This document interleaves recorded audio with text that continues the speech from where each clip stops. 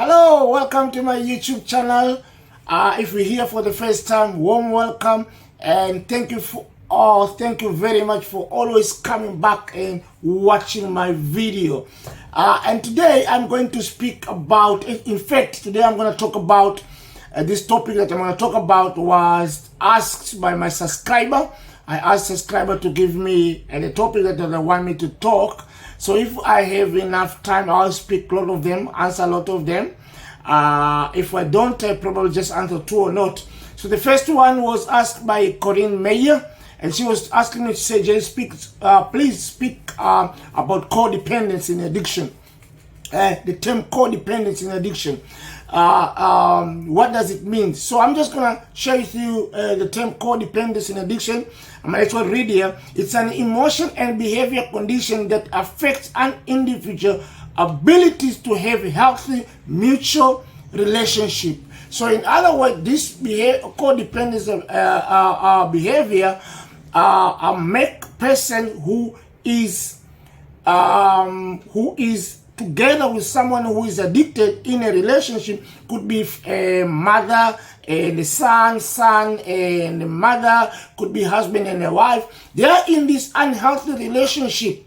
And this unhealthy relationship make this particular person, one particular person, it's affected them so they don't see things the way it's supposed to be. I know one of the clients says to me, I was addicted to my husband and my husband was addicted to drugs. And codependence itself is a sickness, as addiction is, because we wanted to, one of the conditions that of codependence is ability to wanted to help the people too much. In other words, a codependent will come out of their way to try to protect you, a person who is addicted, to not getting the consequence of addiction. So their relationship is to protect it. I have and you can see this particular. One of the other things that the codependence is our ability to enabling. The person is enabling the person to get him to use drugs. In other words, the person will, I'm going to give you an example. So somebody called me the other day and said to me, you know what, Jerry, I'm worried. I wake my son up every morning so that he can go to work. He doesn't want to go to work. So I'm like, what happens if he doesn't go to work? He's going to lose his job. And I said, what happened if he's going to lose his job? He said, hey, if he loses his job, he's not going to have the money.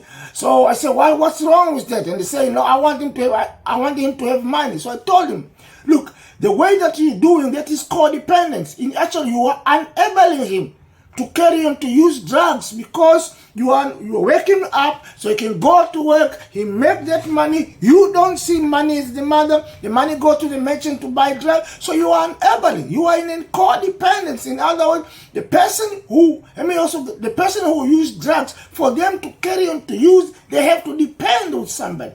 It's emotion connection. Unhealthy emotion connection with the person who is smoking. That is a codependent. And majority of people who come over to addiction, themselves, before they become a drug addict, they become codependent. I'm going to explain what I mean by that. In fact, one particular person, one day when I was giving a lecture on codependence, and this girl was saying, you know what, Jay? I was a codependent before I became addiction because my mother was alcoholic. So I was trying to solve everybody. I was trying to put my hands to make things right for everybody. So I became codependent first, okay? I didn't have a healthy relationship. I'll keep quiet things that is happening to me, so I don't want to expose my mother to the social worker so I can be taken away. So sometimes before we become an addict, we first become codependent. So we must be, this codependent itself, I always tell parents who are kids are in a rehab center or went for a treatment. If your son go to a treatment, you go to a treatment yourself as well. Because if you also engage in this unhealthy relationship, wanting to help too much, wanting to help more than what you can give to a person to recover, when these people go to recover, you have to go to recover as well, because you need to get healed from the behavior of codependence. The next thing I want to talk about is behavior while in our recovery. This was asked by Brother Farik. Asked me, Jerry, speak about our behavior while we are in recovery. Let me give you this, is very important. Change your behavior, change your life. Majority of people, they try to stay clean, but carry on to engage in the same way that they used to be while they smoke drugs. And those kind of people, majority of the time, those people will relapse. Because before we relapse on using drugs, we first relapse in behavior. Let me give you this example. In recent time, like in this week, this gentleman came to me. This gentleman, he is in my program. He is in my afternoon program because he's in a waiting list to get in my morning program. So in the morning program, he can go now. He's in my afternoon program. So he's supposed to be at 2 o'clock. He pitched at 4 o'clock. And I said to him, hey, how come you pitch at 4 o'clock? It's like I was sleeping. I said to him, I'm worried about you. I'm really worried. You can't sleep until 4 o'clock. We used to do this while we were smoking. And now you stop smoking, you still keep the same way and the same behavior. And then, okay, anything just went, and then I sit down with him. I set him a program for him to do during the day until he comes at 2 o'clock. He went on, and the next day, while in the class, he shared that in this week, he was battling with craving. He was battling with craving too much that he feel like he wanted to go and smoke.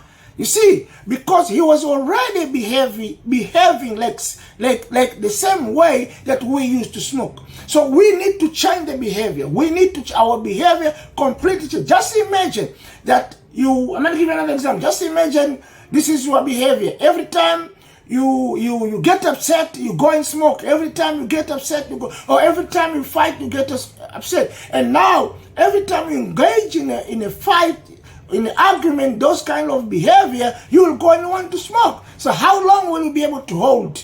Engage in the same behavior and hold not using drugs.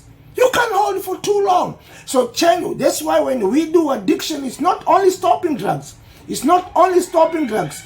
It's completely change of our behavior. It's very important. And some people, I normally call them, and I say to them, brother, I'm worried with your behavior. And he'll go like, you know what, Jerry?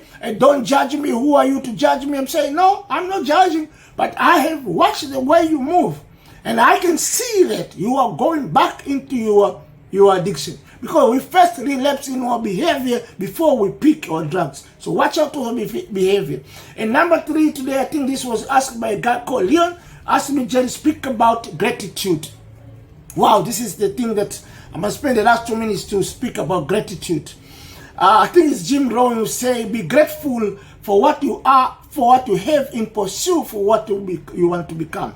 Gratitude opens the door for you to become more.